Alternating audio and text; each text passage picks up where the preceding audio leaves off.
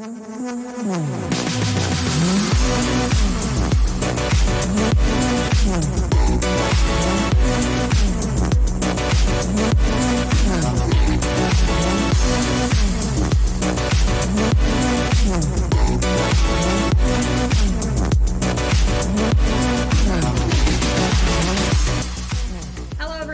Emily. And I'm Hannah. And we are the hosts of the I Don't Think So podcast, where we decide if we think a conspiracy theory is believable or if we really don't think so. Here at the I Don't Think So podcast, we are affiliated with Flurry Sports, and we present our theories on your favorite place to listen to podcasts every Wednesday.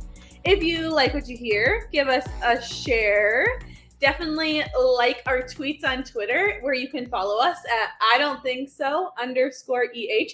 And we also have a Threads account under the same name. So check that out too. We also have an Instagram account that just recently started up. Forgot about that. You have to have an Instagram to make a Threads. Well, there you go. So if you want to follow us on Instagram too, we'll be posting there a little bit more frequently, hopefully. And it'll be great for everybody involved, hopefully. Check us out. Check us out on all the social media platforms. Mm-hmm. I just wanted to have you listen to the, so we're recording on Tuesday, which is weird for us. Usually we record on Monday. But have you listened to the Flurry Sports podcast yet No, this week? but I'm so excited to. No, so like they're talking about how Zach got some compliment about their podcast or whatever at the Nelly concert apparently. Really? Must have been when we were talking to Jake and Claire. Oh. Anyway, he just said, like, love the podcast. And so Zach's like, oh, I don't know which podcast it could be. It could be any of them. So I obviously think it must be us, first of all. But second of all, they're like, they don't really talk about conspiracies. They just talk about pop culture. Which we kind of do. Fine. I mean, I'm not upset about it. I feel like I Don't Think So is such a broad title that we can just talk about different things that we disagree with all the time. I got a lot of things, so don't worry. Lots of opinions. I'll never run out of things. Yeah. Yeah, so this week, I really, when I was researching, kind of struggled a little bit and debated on what I wanted to do it about, because the last couple of weeks we've really been in pop culture, especially around like movies, and then Disney last week, Coraline was the week before, and we just kind of were in that realm, but I didn't know what I really wanted to research. And then I started looking up like really big, broad picture things. Yeah. And like, nothing seemed interesting to me until, which this is not anything to do with movies. So, or pop culture. Or pop culture. Perfect. I stumbled upon the Phantom Time conspiracy theory, which sounded like the dopest name ever. So I was like, I have to research. At first I thought you were going to say, and so I fell across the Phantom of the Opera. Like, or Danny it's Phantom. not a movie, it's a musical. Danny Phantom, my elementary school crush. No, Phantom of Time does sound spooky, though. Mm-hmm. Have you ever heard of it? No. No? Yeah, no. Me either. And so then I was like, okay, gotta learn more about it. So, Hannah, this whole theory, it's called a pseudo-historical conspiracy theory. Apparently there's subsections. Yes. That kind of has to do with like just any sort of like break in the matrix, like Mandela effect, like that kind of thing, right? Yeah. Okay. Yeah. I'm following. So this theory was first brought out in 1991 by Herbert Illig. Good. I had a little thought as you were talking. I'm like, and they say we don't know conspiracy stuff. Oh, look at that. Big Herbert Illig. Illig. I-L-L-I-G. Illig. Illig. He brought this out in 1991. Okay. And it hypothesizes that the Holy Roman Emperor Otto III, Pope Sylvester II, and possibly the Byzantine Emperor Constantine VII fabricated the Anno Domini dating system retroactively in order to place them at the special year of AD 1000 and rewrite history to legitimize Otto's claim to the Holy Empire. Now, that's a long way of saying that the Middle Ages didn't exist. Oh. Mm-hmm. So they're just like skip time, you're They saying? skipped time because they wanted to make that history of like, it's now 1000 AD. Gotcha. Does it say how many years that they think they skipped? 297. So I'm not a 90s baby. Not a 90s baby. So Illig believed that this was achieved through alteration, misrepresentation and forgery of documents, and physical evidence that got kind of forged. Interesting. So according to this scenario, the entire Carlolingian? I googled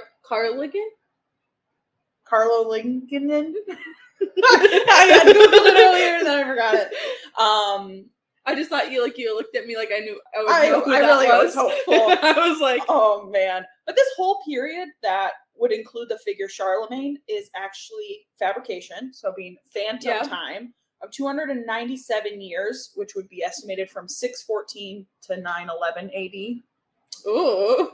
Added to the Middle Ages. So Got the it. early Middle Ages. Okay. So let me tell you a little bit about Herbert. Love. So he was born in 1947 in Bavaria. I'm not even going to attempt to guess the town name because it's got some new letters in it that I don't know.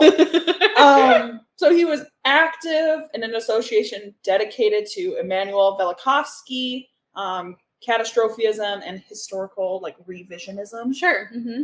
Always fun. What a cool guy. So, and since 1995, he worked as a publisher and an author under his own publishing company, and he published his own journal. Ooh. Which, to me, is always like, if you're not making it in the writing field, why don't you just publish yourself? Mm-hmm. Hot take, sorry. I don't think so. Absolutely not. You heard it here first. Absolutely not. Sorry. It's like, if you can't make it and get published, you just open a publishing company And publish it your own yourself. self. Especially nowadays, people just post it on the internet. Uh-huh. Okay. I'm kidding.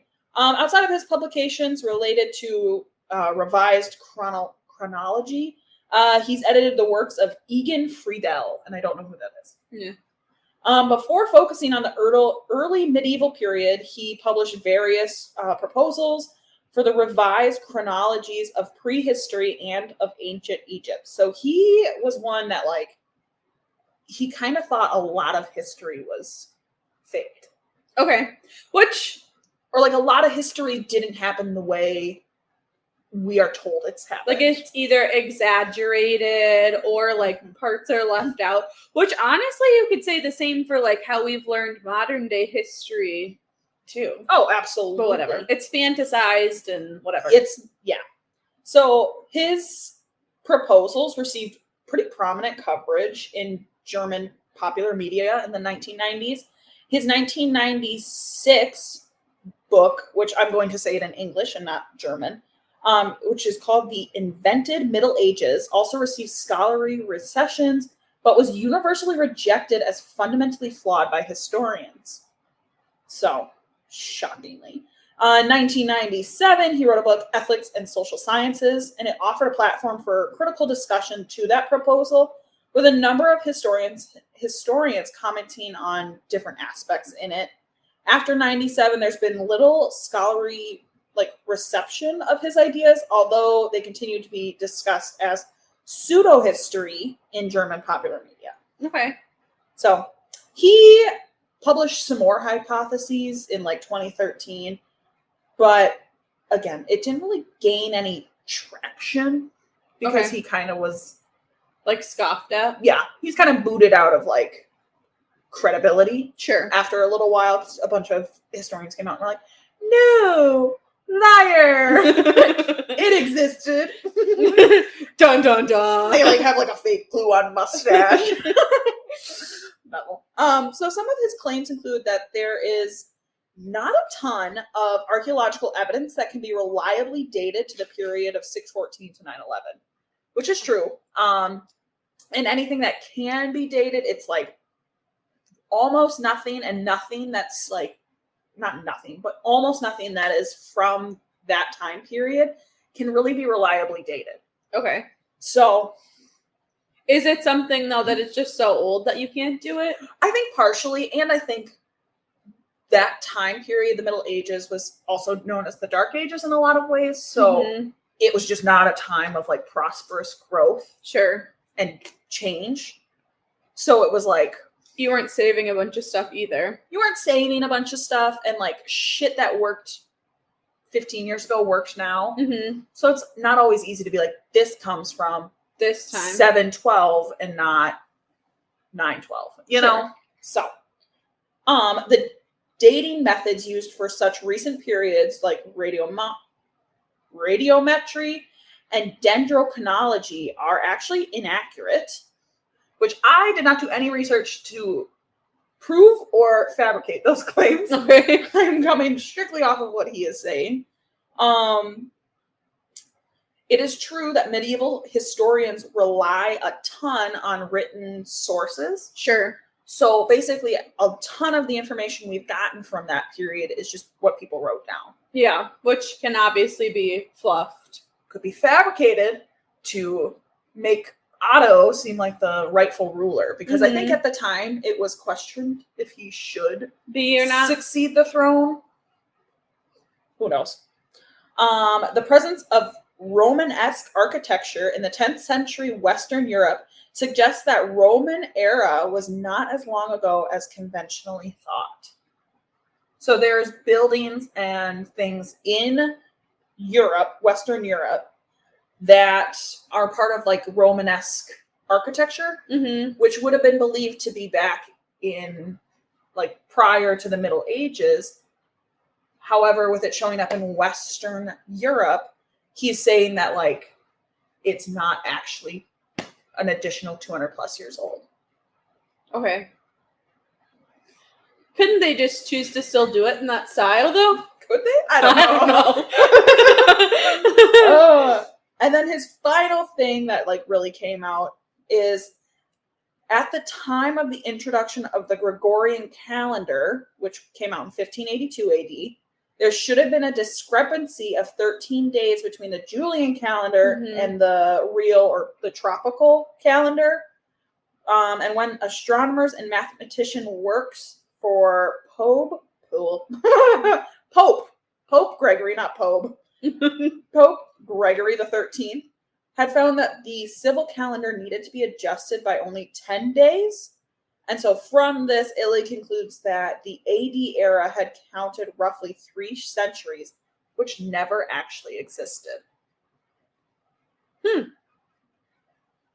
So I think that's probably where he got like the start of his whole thing. Like where are we missing 300 days to like only need to mathematically and astronomically fix the calendar by 10 days versus what it should have been. Sure, that makes sense.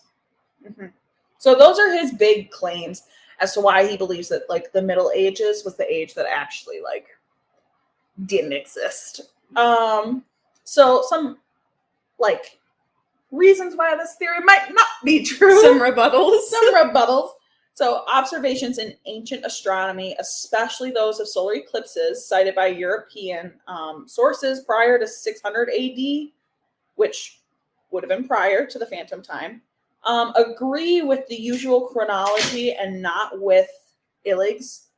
Besides several others that are perhaps too vague to not disprove the phantom time hypothesis. 2 in particular are dated with enough precision to make it questionable. So one report is by Pliny the Elder, which came out in 59 AD, and this date is confirmed by an eclipse. And then in addition, observations are in the Tang Dynasty in China and Halley's Comet are other examples that they'd be able to date are back consistent now if the phantom time were not added. Like if the phantom time didn't exist. Okay, yeah, gotcha.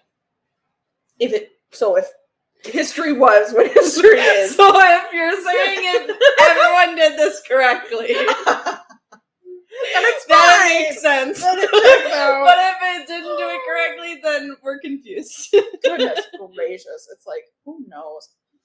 Anyways. Another thing is archaeological remains and dating methods such as dendrochronology, which is one that he says is not accurate, which is called tree ring dating. So like counting the rings of the trees? Okay.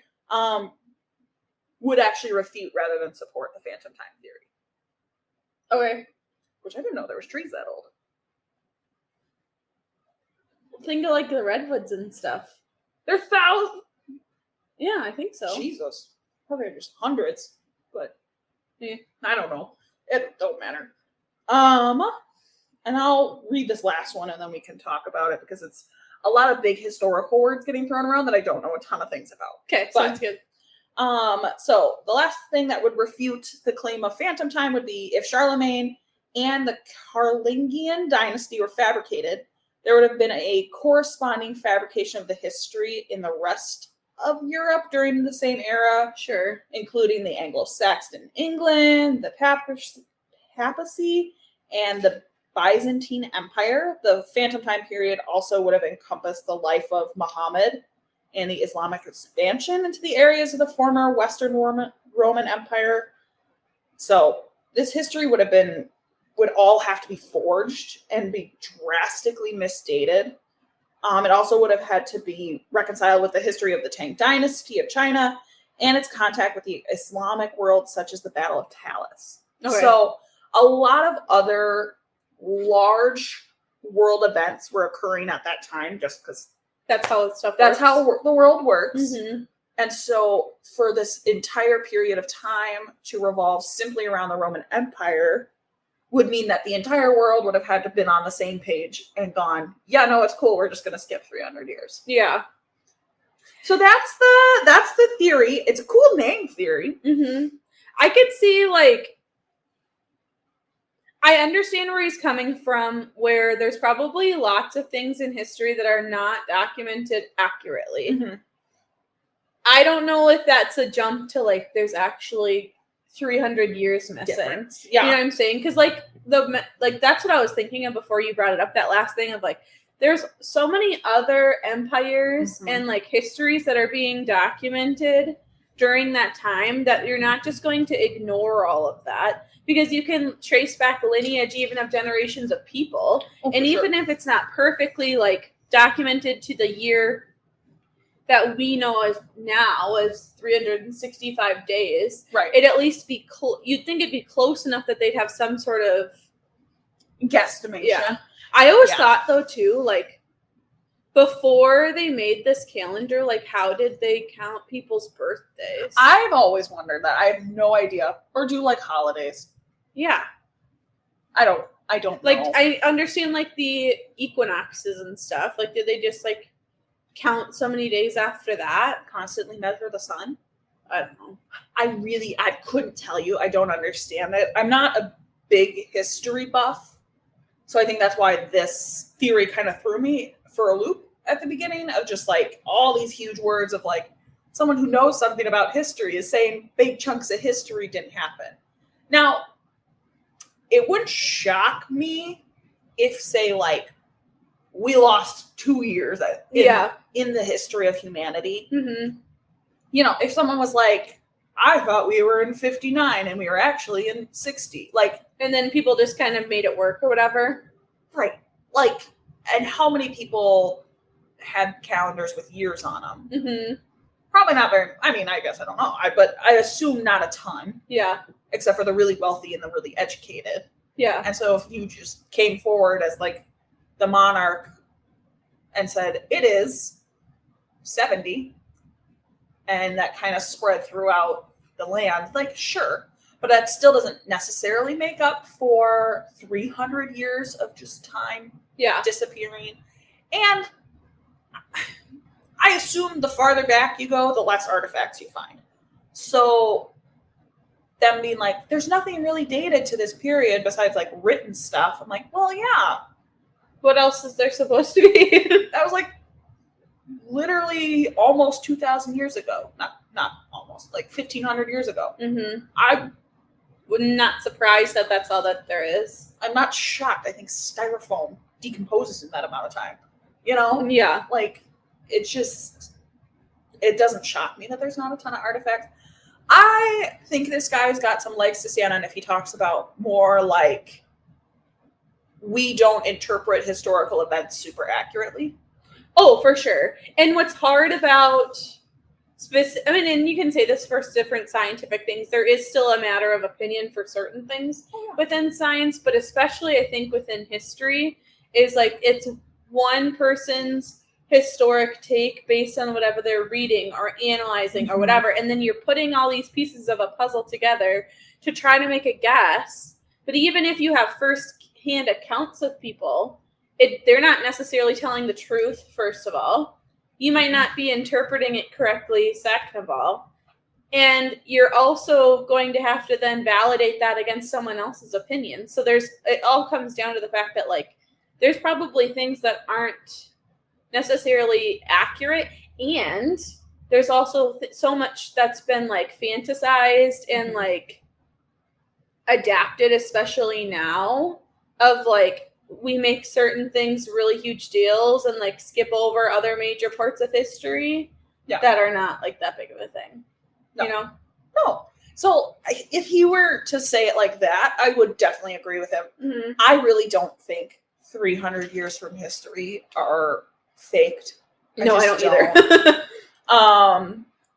But I appreciate that he's still trying. Oh, yeah. Good for you. Stand in your opinion. We said this, like, last episode. Yeah. Make your opinion and stand in it. And this is what Herbert did. Well, and at least it's something, it doesn't really sound like it's hurting that many people. No. So it doesn't really matter. Whatever. Unless you're, like, really into the Middle Ages, then I guess it matters. But yeah. Why are you that into it? It's fine. Find a different hobby. Find a different hobby. Oh, God. Well, that wraps up, I think, the first chunk of our show. I actually have another Am I the Asshole for you. Perfect. Because why not? So, Hannah, Am I the Asshole for hiding food from my boyfriend is the title. This comes from the subreddit Am I the Asshole? So my 43 female and my boyfriend, 44 male, have been together for years and live together. We don't have kids. We're very happy and have good communication. There's one issue that drives me nuts. We use a joint account to buy food for us, usually shopping together a few times a month, and then one of us picking up things here and there. I cook dinner almost every night, and we don't eat a ton of junk, but occasionally I'll buy things we both love for a weekend, or to just indulge here and there. The issue is that I go to bed on the early side, and he stays up late, and goes full ham on any junk food we have around on any given night of the week. I'm talking an entire family-sized bag of chips and the entire container of queso gone in one sitting that I was saving for Friday margaritas. I went to make us root beer floats with a quart of ice cream and 2 liters of soda, and they were gone from shopping 2 days prior. He doesn't ever replace things. He just gives me a sheepish smile when I Sorry. Are you talking about my Friday night? Keep going. He gives me a sheepish smile when I ask where the rest of something is, knowing that he ate it all. So last night, after cleaning up the kitchen from dinner, I put all the candy and chips and anything shelf stable in a different place where he wouldn't find them. He went ballistic after I went to bed that all the, quote, good food was gone, even though we had just cooked a nice dinner. I told him, welcome to my world, as this is constantly happening when I go to have anything that's been purchased.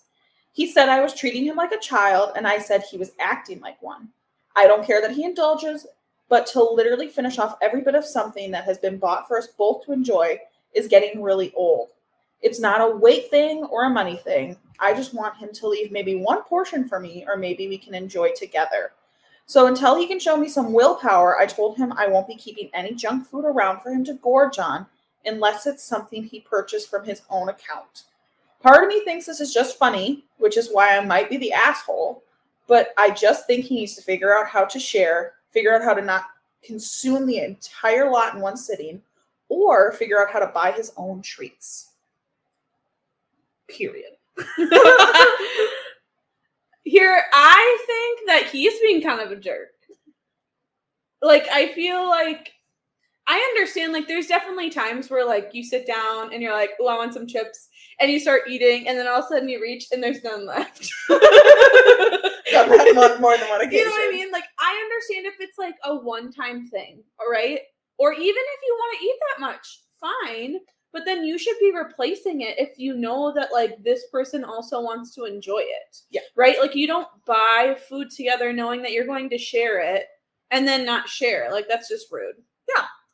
That's where I do not think this person's the asshole 1 iota. No. And this is where my absolutely not comes in. I understand it gets tricky when it's like, I love a good bag of chips. Mm-hmm. But if I know I'm buying, like she said, chips and queso on Tuesday because I'm going to eat it on Friday with margaritas, and we bought that together. That was the plan. Yeah. And a day later, it's gone. I'm pissed. And it should be an expectation then that you're going to replace it.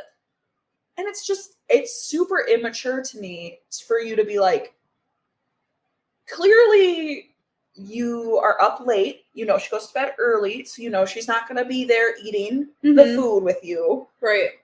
And it feels to me like it's a very selfish move to just not, like, you have no thought process. Right. What I will say is, she could have said to him prior to all this, like, stop fucking eating all the food. Well, and that's what I'm wondering if there was but it sounds like there's already a conversation if you're like, where is this all? And he's just like sheepishly smiling, like, tee hee hee, who knows? Yeah. To me, it's like, she needed to specifically say, like, if you finish all this shit off, you need to replace it. Yeah. And, like, give him the, like, consequence of, like, we need to have separate snacks then. Because clearly, like, this is mine and you can buy your own then. Because clearly you cannot share. And that can be that conversation. So I don't necessarily know if immediately going to, like, hiding it was the best option. Have I hid stuff before that I didn't want people to eat? Yes. However, I still don't think she's the asshole. I think he's being an asshole. And to go completely batshit crazy. Yeah. And being pissed that, like, you got your snacks taken away. Right. After someone just cooked you dinner. Yeah. Is ridiculous. Rude as hell. Yeah. I agree. Especially, like, you're in your freaking 40s. Figure it out. Again, if you're so obsessed with having, like, you got the late night munchies, baby, I get it. But then you need to go out and buy a bag of chips for yourself. Right. If you know that you are going to want something to enjoy throughout the week, then just buy something for yourself. It's not that big of a deal. Right. Or, yeah, like, when you're going shopping, because it sounds like they go shopping together, say, hey, I love having chips at night. Can we buy an extra bag or two? And it doesn't sound like he's capable of not eating the whole bag, which then it begs the question of, like, Jesus, dude, like, have some portion it out then. Some control. Yeah. Even if you just put some in, like, a bowl and you put the rest away and this is what you get. Yeah. Yeah. So I don't think she's the asshole. And the top comment, I think, also agreed, saying not the asshole. He has no willpower when he comes to junk food, is the top comment on this post. And I would have to agree. Yeah. For sure. Well, that's a good one. Thanks for bringing it up. Yeah, I'm weird about food. I think I've realized, like, the older I get, the more pet peeves I have around, like, eating and, like, food and sharing stuff. Like, I talked about it this weekend, and I don't know if I've talked about it on here, but I've talked about it with so many people. One of my, like, honestly stupidest pet peeves, but it drives me nuts. I hate when I go to a restaurant that has, like, a huge menu. Oh, and someone picks the same thing as you? And someone orders the exact same thing. Have we talked about that on here? I don't know if we've talked about it on here. If we haven't, you're going to get it again if we have. So I hate that too. Or, like, you have, like, a million options and you're going to order the exact same thing as me because now I feel like I have to order something else. I feel like we've talked about that on here. I don't know if we have. It drives me nuts. And it's, I think, because, like, sharing food is a love language of mine. Mm-hmm. It really is. I love cooking for people. I love having people over and eating and blah, blah, blah. So if we go to, like, a restaurant, especially a new restaurant, and it's got, like, a decent sized menu, it's not like you have 3 options, then I get it, you know? Right. Or if you're like, I'm going to a wing place, we're going to have wings or something, or like a pizza place, you know, like, you, even if you're eating your own pizza, you might have the same thing. Like, that makes sense. That makes sense to me. But if we, like, go to a different restaurant and, like, you want to try something new, we want to try, you're going to get something different and then share. And so we can share. Oh, it is the biggest pet peeve of mine. And I hate when someone is like, oh, what are you having? And I'll be like, especially with me, I don't eat meat. So it's like, typically a lot of restaurants have, like, A cup, maybe 3 to 4 vegetarian options. And so it's like my options are already slim pickings. Don't pick one of those. No. Or if you ask me and I say like, hey, I'm doing the veggie wrap or whatever, don't be like, that sounds delicious. I would love that too. No. It just bugs me. And it literally raises my blood pressure. And now, especially like, there's places that have 2 options for like vegetarians or 1 option. So I'm like, well, I'm getting something I else. guess I'm either eating the same thing you are, and then I feel like I'm being rude because then I'm like, well, I'll change my mind. Outing I've done that. Oh, I have, but or it's like if it's the only vegetarian option, like we're eating the same thing and I'm mad at you the whole meal. No kidding. Sorry. So that's like one thing I've really like come to terms with. And it's a pet peeve that kind of drives me nuts because I'm like, it shouldn't matter.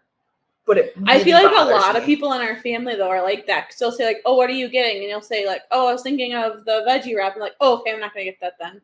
Cause it's just like a respect. I'll have a bite of yours. Mhm. You know, like Yeah. Or can I have a bite of yours? You know? Yeah. Yeah, that one's like one of the deepest pet peeves I have. Let You me know have what's my one own of my thing. pet peeves is like when you're like going to get something and it'll be like, oh, will you share this with me? And they're like, I guess. And it's like, what do you mean you guess? I'm gonna go buy French fries at the fair for everybody. You better eat some. Just say yes. And even if you have 3, you have 3. You Mhm. know? Oh, again, I think sharing food is a love language in our family. It's just where we've kind of grown up and how we've always been. So to me, it's like if I offer to share things with you, it's because I'm extending like kindness, courtesy, caring, love to you. Yeah. If you're like, no, then I'm like, okay, F off. No kidding. That's a good one. Thanks. Do you have anything else you want to bring up? You know, we were at the fair recently. Mhm. And this is just kind of like a social boundary thing. Okay. I think people like just forget how to act in public sometimes. Oh, absolutely. And so as we were at the fair, we were at a concert. And what kept bugging me is like the people, like the concert's set up so that there's bleachers, but then we were down on the ground in like chairs Mhm. they're just folding chairs or whatever. And people kept like scooting them back, like making it so it wasn't a row to get like they're trying to get in and out and whatever, but then they wouldn't scoot it back. And I'm like, just have some like give people their personal space. Like be respectful of other people's space. Be respectful of like the space you are given and not like be up in each other's business. It just drives me nuts. Concerts have some weird social norms. That Well, especially because that's a weird setting of like having folding chairs as like your spot. pit or whatever you know how to call it. Yeah. But like typically what would be like more of a general admission Mm-hmm. is chairs. It's Yeah. like the VIP is chairs. Mm-hmm. Not even the VIP. I guess the middle, the working class.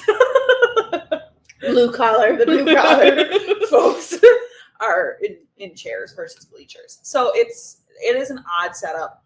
And I noticed at that same concert that people were like, weren't going to sit for the concert, which was fine. I didn't sit for the concerts either. But then what they started to do was like stack the chairs all up. I don't know if you saw that. No, I didn't notice that. Yeah, they would drive me stack nuts. a bunch of them up so they didn't have a chair behind them, so they had more room. Mm-hmm. And then they would like put the chair in the aisle. And I was like, You're in people's way. you are being more of an inconvenience than a help.